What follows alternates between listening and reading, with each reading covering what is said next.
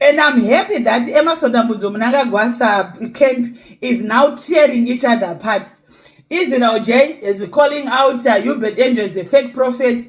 Tungwarara is calling out Hubert Angel as a fake prophet. Thank goodness that these churches, like Hubert Angel's church, was started with looted money by Mnangagwa.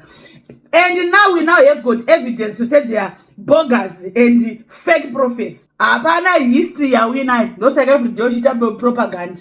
Apa ukunzuri padivi chaukuzokoshira kuti udzoti wakaite pisa kodi chi wakaite mugaba akafa achiwirirana newe iwewe kana akafa achiwirirana newe sewaida kuba chituna chake kusanyara. And all of you, please stop putting your pictures of your parents, your father, your mother in our public domain. We don't care. Your father Mafidi, was deported from Zimbabwe to Mnangagwa because he was a cattle thief.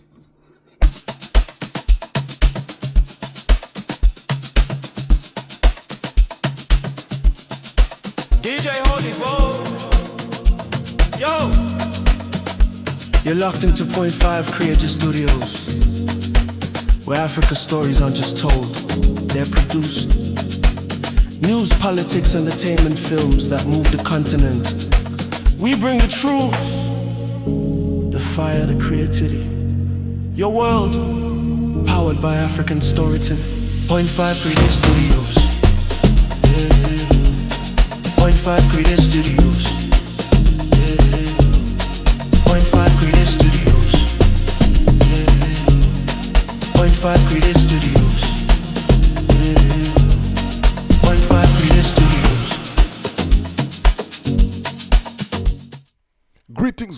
Greetings. Salibonani, molweni, kunjani, murikuita sei, zviri kufamba here, vana Zimbabwe. Aiwa, ndirikunzwa kufara. Ndine video randatumirwa nasisi wangu comrade sister Kerina Mujati zvamanje. Ayo, vabviswa Chirikumeso. Zvekutoti dai vanga vachiri vanhu vane feelings, vachiri vanhu vane chido nevanhu vainyara. But sezvamunoziva, those politicians from ZANU-PF havana kana nyadzi. As long they are making money, as long they are putting money in their pocket, they are okay. And they are satisfied with that. But we don't stop. Tinoramba tichingovadyisa chifumuro. Panapa pa Point 5 Creative Studios. One platform yashaisa hurumende yeZANU-PF rugare. Because tinongoya nazo sezvazviri. Tobva tazvipakurira kuvanhu. Vanhu vobva vataura kuti pabhaizwa, pabhaizika apo. Nyaya ndiri kufamba nayo zvamanje. Inyaya yevidhio riri apo. Ratoda kuti tione tese. Titeerere tese nyaya iri kutaurwa naComrade sister Kerina Mujati. Kune vachazoda kufollowa kana kuona mafull videos anenge achiitwa naComrade sister Kerina Mujati, makasununguka kuenda paplatform yakanzi Kerina Live. Munoonzwa utapitapi, usangulangu. But zvamanje pabatwa munhu. Abviswa Chirikumeso. Zvekuti unosara usisina chiremerera munharaunda, unosara wafumuka munharaunda. Ndisingatambise nguva, zita rangu ndinonzi DJ Holy, ndokuchingamidzai ku.5 Creative Studios. Regai tijambire munyaya iri kutaurwa naComrade sister Kerina Mujati.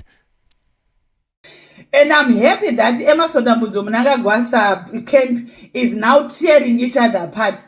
Israel J is calling out Hubert Angel as a fake prophet.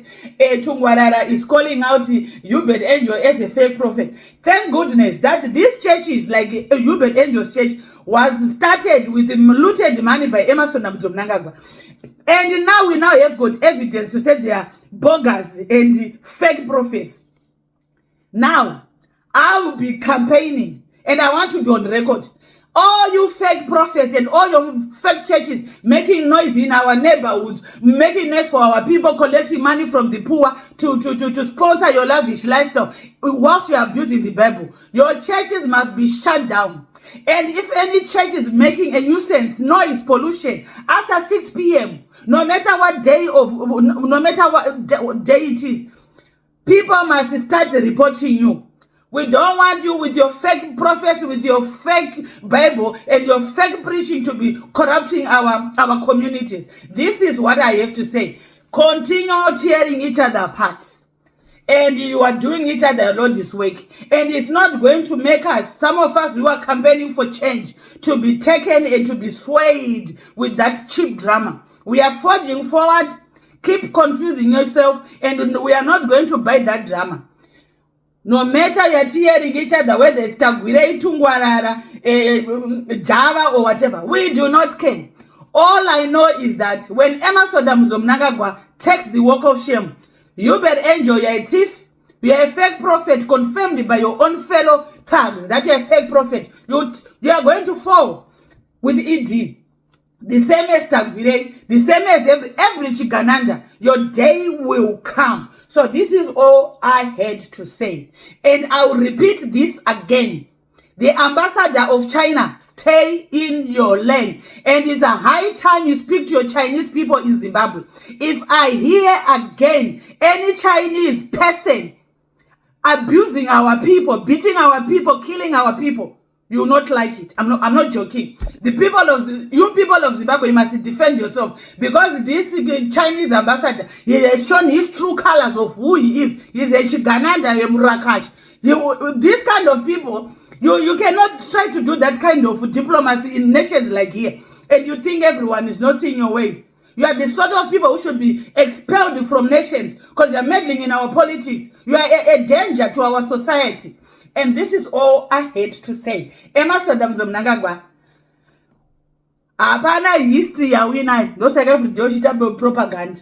Apa ukunzuri pali vicha ukunzokoshira kuti udzoti wakaite peace accord chi wakaite Mugaba akafa achiwirana newe iwewe kana akafa achiwirana newe sewaida kuba chituna chake kusanyara kutaura nema newe Ruben Barwe kusanyara and retire uko usire vana vadiki basi sikororamba uchitaura propaganda dzakasara kudhara kare ende kune technology. There's lots of information. You just have to download. You just have to look on the best sites and you see all the documents. Rhodesians, they've got lots and lots of files online which have filed about Tongo Gara, about you, Mnangagwa. You have been always working against our nation. And all of you, please stop putting your pictures of your parents, your father, your mother in our public domain. We don't care. Your father, Mafidi, was deported from Zimbabwe to Mumba because he was a cattle thief.